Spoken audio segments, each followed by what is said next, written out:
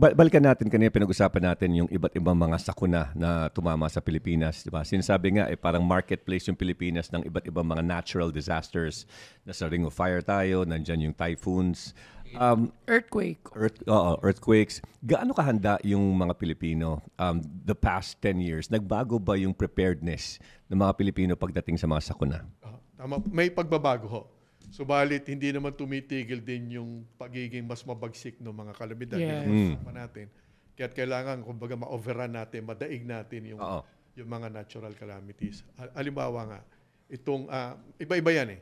Ang pinaka-nakakatakot, Lindol, pero mamaya natin pag-usapan. Muna natin pag-usapan. Nasa building Bagyo, yung Natatakot si Alex pag pinaka-common Lindol bagyo. pinag-usapan eh. Bagyo eh. Common bagyo. Ang average po kasi 20 yung dumarating sa atin. Per year.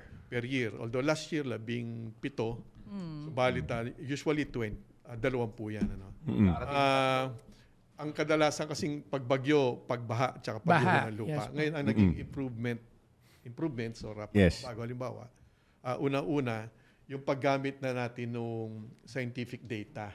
Ibig sabihin, marami na tayo available. Kahit yung mga kababayan natin, makikita nyo halimbawa, puntahan nila yung Hazard Hunter Philippines, PH, or GeoHazard Philippines.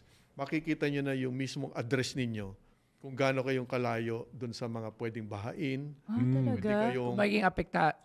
Para empowered or meron kapangyarihan yung ating mga kababayan mismo na malaman kung gaano sila kadelikado. O kasi